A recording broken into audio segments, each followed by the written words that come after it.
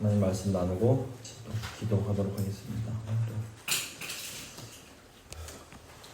저희가 지난 대강절 기간 동안에 성탄에 담긴 4가지 주제에 대해서 함께 나눴습니다. 첫째 주에는 소망을 이야기했습니다.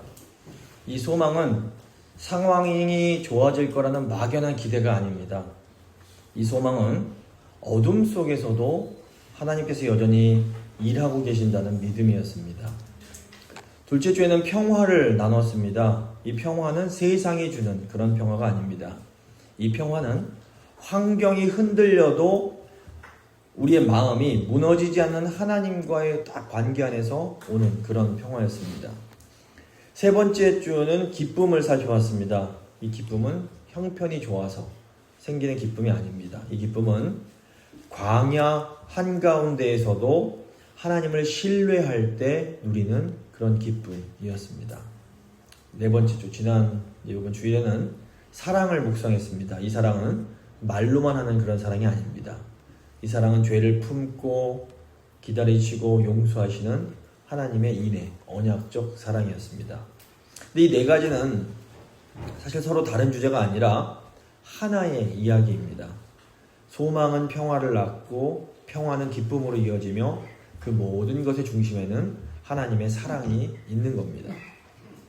이 모든 소망과 평화와 기쁨과 사랑이 결국 성령으로 잉태하사 동정녀에게 나시고 라는 이 두 문장에서 완성이 됩니다. 이 두 문장은 우리에게 너무너무 익숙해서 그냥 우리가 쉽게 깊이 생각하지 않고 지나칠 때가 많습니다. 하지만 이 두 문장의 고백은 기독교 신앙 전체를 떠받치고 있는 매우 중요한 고백이라고 할 수 있습니다. 이 고백이 무너지면 예수님은 훌륭한 종교 지도자는 되실 수가 있을지 몰라도 우리의 구주이자 하나님은 되실 수가 없는 겁니다. 과학적으로 어떻게 동정녀가 아이를 낳을 수 있는가라는 이 질문이 우리에게 생길 수 있습니다. 제가 이런 것에 대해서는 기회가 될 때마다 종종 말씀을 드리는데 우리 하나님께서는 과학 같은 것과 경쟁하지 않으십니다. 기적은 비과학적인 것이 아니라 과학을 초월한 초과학적인 것입니다. 이 과학이란 것은 자연에 있는 규칙성을 연구합니다. 그래서 이 규칙이 있기 때문에 우리가 예외가 발견했을 때, 이 기적 같은 것이 생겼을 때, 이건 규칙에 어긋나는구나. 이것을 인식할 수가 있습니다. 근데 하나님께서는 이 자연의 법칙을 만드시고 부여하신 창조주이십니다. 그래서 기적은 법칙을 위반하는 것이 아니라 법칙을 만드신 분이 개입하시는 것입니다. 그래서 이 온 우주가 하나님께서 창조하셨다는 것, 이 하나님이 창조주이심을 믿는 사람들은 사실상 이 기적 자체를 믿는 게 그렇게 어렵지 않습니다. 그래서 우리가 정말로 물어야 될 질문은 그렇다면 왜 하나님께서 이런 방법으로 우리에게 오셨는가 하는 겁니다.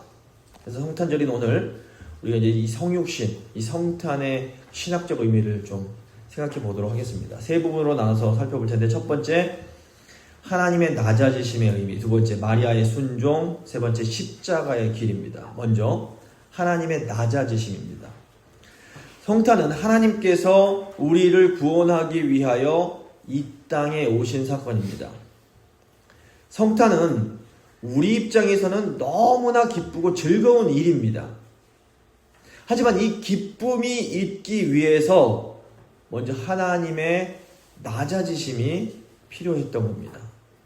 성탄은 하나님이 스스로를 낮추심으로 시작이 됩니다. 빌립보서 2장은 성탄의 본질을 이렇게 증언을 합니다. 빌립보서 2장 6절부터 8절입니다. 그는 근본 하나님의 본체시나 하나님과 동등됨을 취할 것으로 여기지 아니하시고 오히려 자기를 비워 종의 형태를 가지사 사람들과 같이 되시고 사람의 모양으로 나타나사 자기를 낮추시고 죽기까지 복종하셨으니 곧 십자가에 죽으심이라. 내가 구원의 기쁨을 누리게 하기 위해서 예수님께서 먼저 자신을 비우시고 자기를 낮추시고 죽기까지 복종하고 희생하셨습니다. 그러니까 물론 우리는 성탄을 기뻐해야 하고 또 기뻐할 수밖에 없습니다. 하지만 이 성탄의 기쁨을 주시기 위하여 하나님은 정말로 엄청난 대가를 치르셨던 겁니다. 그래서 이 잃어버린 기쁨을 찾으려면 누군가는 낮아지고 자기를 비우고 복종하고 희생을 해야 됩니다. 이것이 하나님께서 세우신 우주적인 원리입니다. 자, 예를 들어서 가정에서 자주 반복되는 일들이 있습니다. 부부가 말다툼을 했습니다. 서로 자신이 옳고 억울하다는 생각이 듭니다. 먼저 사과하고 싶지 않습니다. 근데 집에 아이가 있습니다. 부부가 싸우면 아이 얼굴에서 웃음이 사라집니다. 집안의 공기가 무겁게 가라앉게 됩니다. 이때 이제 어떤 남편이든 아내든 한 사람의 마음을 딱 정리를 합니다. 내가 틀리진 않았지만 그래도 이 가정을 살리기 위해서 내가 먼저 낮아지자. 그리고 조용히 다가가서 내가 미안해요. 당신이 힘들었을 것 같아. 이렇게 말을 합니다. 그 순간 무슨 일이 일어납니까? 누가 이긴 겁니까? 아무도 이기지 않았습니다. 하지만 내가 먼저 낮아질 때에 가정이 살아납니다. 아이 얼굴에 다시 웃음이 돌아오고 집안의 따뜻함이 회복이 되는 겁니다. 기쁨은 누가 먼저 이겨서 오는 것이 아니라 누가 먼저 낮아질 때 찾아오게 됩니다. 근데 이게 가족뿐 아니라 교회나 사회도 마찬가지입니다. 기쁨은 강함과 높아짐에서 시작되는 것이 아니라 겸손에서 시작이 됩니다. 누군가 먼저 낮아질 때, 누군가 먼저 자기 자존심을 비울 때, 누군가 먼저 손해를 감당할 때 그 자리에 기쁨이 싹트게 됩니다. 이것이 성탄의 첫 번째 원리입니다. 하나님께서 가장 낮은 자리로 내려오셨을 때 인류에게 가장 큰 기쁨이 시작이 되는 겁니다. 이 진리가 오늘에도 똑같이 적용됩니다. 기쁨은 언제나 낮아짐에서 시작됩니다. 먼저 겸손하게 낮아짐으로 이 기쁨을 회복하는 우리 모두가 될 수 있기를 바랍니다. 두 번째, 마리아의 순종입니다. 성탄의 평강은 어린 소녀 마리아의 아름다운 순종을 통해서 이루어집니다. 저희가 사도신경 고백할 때 우리는 예수 그리스도가 성령으로 잉태되어 동정녀 마리아에게 나시고 이렇게 고백합니다. 이 고백에는 우리 구원과 관련된 아주 중요한 진리가 들어있습니다. 예수님께서 성령으로 잉태되셨다라는 것은 예수님이 죄가 없으신 하나님이심을 의미합니다. 그리고 예수님이 마리아에게서 나셨다라는 고백은 예수님이 우리와 똑같은 인간이 되셨다라는 의미입니다. 예수님은 100% 완전한 하나님이시면서 동시에 100% 완전한 인간이신 겁니다. 예수님이 하나님이 아니시라면 예수님의 십자가의 죽음은 우리를 구원할 능력이 없습니다. 또 예수님께서 사람이 아니시라면 예수님은 우리의 연약함을 이해하실 수가 없는 겁니다. 그래서 이 두 가지 고백 중에 하나라도 놓치면 복음은 무너지게 됩니다. 근데 문제는 이론적으로는 완전한 하나님이시면서 동시에 완전한 인간이 되는 것, 이 두 개가 함께 있는 것이 불가능하다라는 겁니다. 제가 처음에도 말씀드렸지만 이것이 어떻게 가능한가는 우리 영역이 아닙니다. 우리는 이해할 수 없습니다. 이것은 우리가 감히 이해할 수 없는 창조주 하나님의 주권적인 영역입니다. 그런데 보면 이 하나님의 구원 역사라는 것이 인간의 눈으로 보면 불가능해 보이는 겁니다. 성경에는 인간의 이성과 상식으로는 도저히 불가능해 보이지만 하나님의 방법, 하나님의 주권적으로 이루어진 구원 역사가 계속해서 나옵니다. 출애굽기 보시면 하나님께서 홍해를 가르시고 이스라엘 백성들을 구원해 내십니다. 자, 보십시오. 뒤에서는 이집트 부대가 막 쫓아오고 있고 앞에는 거대한 홍해 바다가 앞을 딱 가로막고 있습니다. 사면 초가입니다. 인간의 눈으로 보기에는 가장 절망적인 순간입니다. 인간적으로는 이제 다 죽었네. 군인들에게 죽거나 물에 빠져 죽거나 둘 중 하나다. 이렇게 말할 수밖에 없는 겁니다. 하지만 하나님은 바로 이때에 기적적으로 바다에 길을 내사 자기 백성을 건너게 하시고 추격하던 적들을 바다에 수장시키십니다. 예수님의 부활 역시 하나님의 구원 역사 중에서 가장 불가능해 보이는 사건입니다. 예수님께서 십자가에서 돌아가셨을 때 제자들은 모두 절망할 수밖에 없었습니다. 제자들은 야, 이제 다 끝났다. 이제 더 이상 아무 소망이 없다 라고 생각을 했을 겁니다. 하지만 하나님께서는 바로 이때 그 주권적인 능력으로 예수님을 다시 살리심으로 놀라운 구원의 역사를 이루십니다. 하나님의 구원의 역사란 것은 지금도 우리가 보기에는 사실 불가능해 보입니다. 야, 과연 저 인간이 저거 구원받을 수 있을까? 그 딱딱한 마음이 깨지고 회개할 수 있을까? 이게 인간적으로 보기에는 정말로 불가능해 보입니다. 그런데 우리에게 중요한 것은 마리아의 순종을 통해 이 불가능한 일이 가능해졌다라는 겁니다. 이제 문제는 순종해야 되는 내가 너무 연약하고 부족하게 느껴지는 겁니다. 내가 못할 것 같은 겁니다. 하지만 하나님은 이 구원의 역사를 왕궁에서 시작하지 않으십니다. 하나님은 힘있고 준비된 멋진 사람을 통해서 구원을 시작하지 않으십니다. 하나님은 한 평범한 소녀의 삶 속으로 들어오십니다. 사실 마리아는 특별한 사람이 아닙니다. 마리아는 사회적으로도 매우 연약한 위치에 있었습니다. 이런 마리아에게 천사가 나타나서 얘야 네가 잉태하여 아들을 낳을 것이다 말을 해줍니다. 마리아가 이 말을 도저히 이해할 수가 없습니다. 이때 마리아가 저는요 남자를 경험하지 못한 남자를 알지 못하는 사람입니다. 어떻게 이런 일이 있을 수가 있겠습니까? 묻습니다. 이 질문은 불신이라기보다는 어떤 두려움, 무지, 알지 못함에서 오는 아주 정직한 질문이었습니다. 이때 하나님께서 천사를 통해서 하나님의 말씀은 능치 못함이 없다 말씀하십니다. 하나님 말씀은 불가능함이 없다라고 말씀하시는 겁니다. 그래서 마리아가 결국 말씀대로 이루어지이다 고백합니다. 이 짧은 고백이 마리아의 인생, 나아가 인류 전체를 변화시키게 됩니다. 이 마리아의 순종은 감정이 아니라 믿음의 결단이었습니다. 마리아는 앞으로 자신이 겪게 될 많은 오해와 그런 싸늘한 시선, 삶의 불확실성과 고난을 알면서도 하나님의 그 뜻을 자신의 삶 속으로 받아들이는 선택을 했던 겁니다. 하나님께서 이 성탄절에 어쩌면 우리에게 묻고 계실지 모르겠습니다. 오늘 너는 나의 뜻을 받아들이겠느냐? 아마 우리 마음속으로 저는 아직 준비가 안 된 것 같습니다 생각하실 수 있습니다. 하나님이 마리아를 부르셨을 때 마리아는 주님, 전 작은 소녀에 불과합니다. 전 이해할 수 없습니다. 이렇게 고백했습니다. 하나님께서 모세를 부르셨을 때도 모세 역시 오 주여, 나는 본래 말을 잘 하지 못하는 사람입니다. 저는 못합니다. 라고 반응했습니다.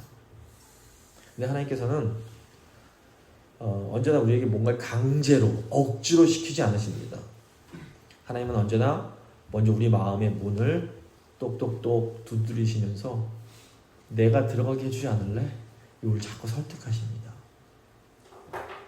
그리고 우리가 기꺼이 그 문을 열면 우리 안으로 들어오셔서 하나님의 일을 행하기 시작하십니다. 이 하나님의 뜻을 받아들인다는 것, 이것이 사실 세상적으로 볼 때는 거창하고 대단한 일이 아닐 수 있습니다. 마리아에게 하나님의 뜻을 받아들이는 일은 온갖 오해를 무릅쓰고 아이를 낳아서 기르는 일이었습니다. 이 일은 어떻게 보면 세상적 성공이 아니라 아주 수치스럽고 힘들고 어려운 일이었습니다. 하지만 마리아가 믿음으로 주의 여종이 오니 말씀대로 내게 이루어지이다 라고 고백할 때 높으신 하나님의 뜻이 이 작은 소녀를 통하여 이 땅에 이루어지게 됩니다. 하나님이 지금 우리에게 원하시는 것도 뭐 크고 거창하고 대단하고 멋있고 뭐 이런 일이 아닐 수 있습니다. 지금 내 눈앞에 있는 가족과 교인, 동료들을 사랑으로 품어주고 세워주는 일이 출발점입니다. 고집스러운 가족들, 변화하지 않는 교인들을 마음으로 품고 세우는 일은 뭐 세상적인 성공과는 거리가 아주 멉니다. 하나님의 뜻을 받아들이는 것은 도리어 남들에게는 오해받고 아주 힘들고 속상한 일일 수 있습니다. 하지만 우리가 믿음으로 주의 종이오니 말씀대로 내게 이루어지리이다. 이렇게 고백할 때 이 하나님의 뜻이 이 작고 부족하고 연약한 나를 통하여 이 땅에 이루어질 수 있는 겁니다. 우리가 믿음으로 이 하나님 말씀을 받아들일 그때에 불가능해 보이는 구원의 역사가 가능케 되는 기적이 일어납니다. 이 성탄절에 이 기적이 우리 가운데 임할 수 있기를 소망합니다. 마지막으로 십자가를 생각해 보겠습니다. 성탄의 사랑은 십자가를 통해서 완성됩니다. 사도신경 보시면 딱 사람 이름이 두 사람이 나옵니다. 하나는 마리아고 다른 하나는 본디오 빌라도입니다.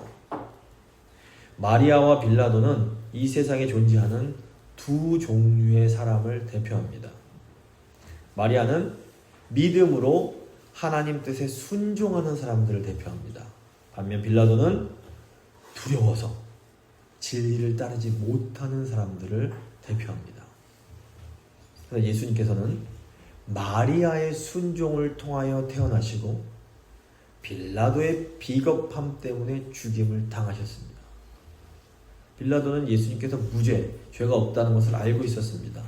하지만 그는 진리보다 자신의 그 자리와 안위, 자신의 욕심이 더 중요했던 겁니다.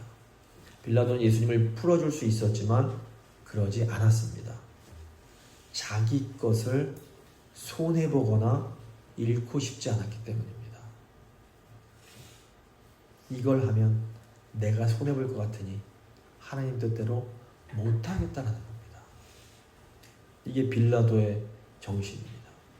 반면 마리아는 내 모든 것을 잃어버릴 각오로 예수님을 받아들입니다. 빌라도는 자기 모든 걸 지키려고 예수님을 버립니다.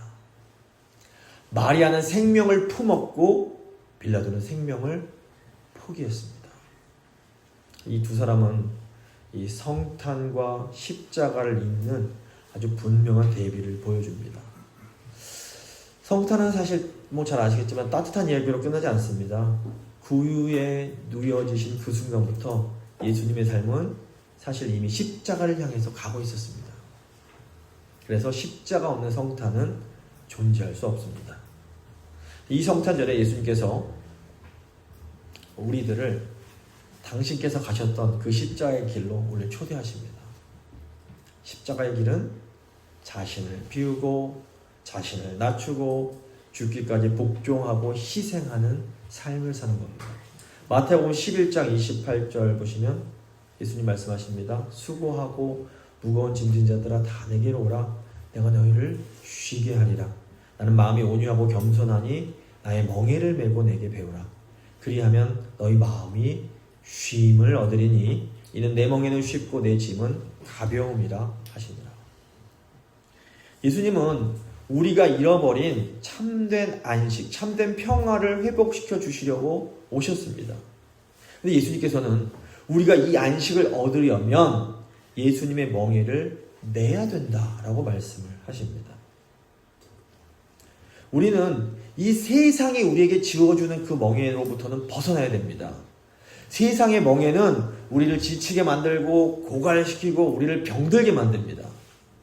그런데 우리가 세상 멍에만 벗는다고 안식하고 쉴 수 있는 게 아닙니다.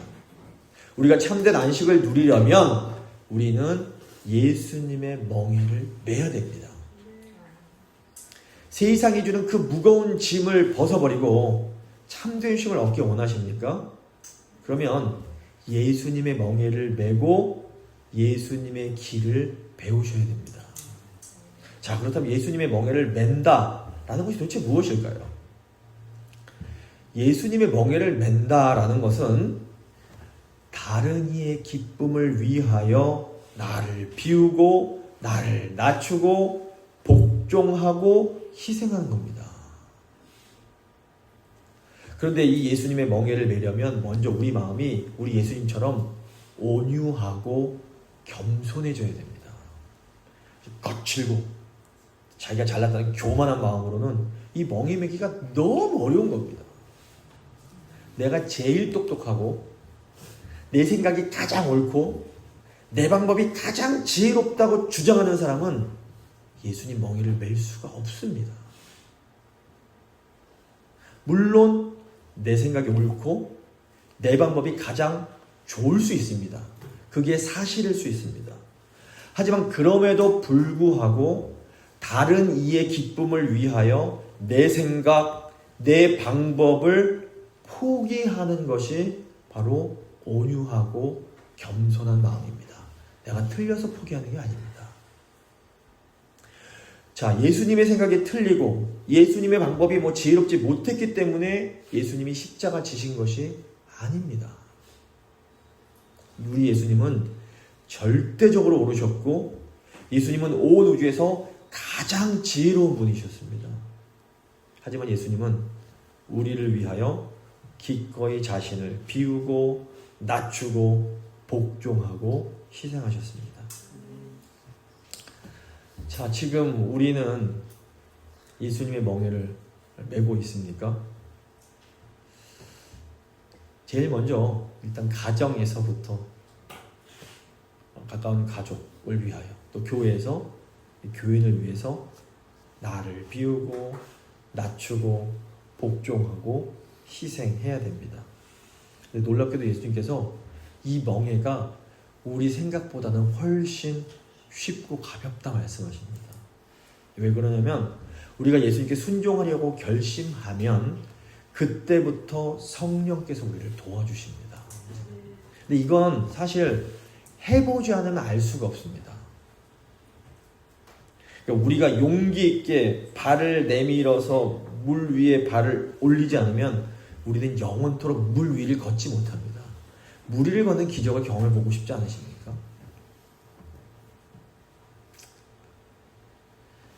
우리가 먼저 용기 있게 온유하고 겸손한 마음으로 가정과 교회에서 예수님의 멍에를 짊어져야 됩니다.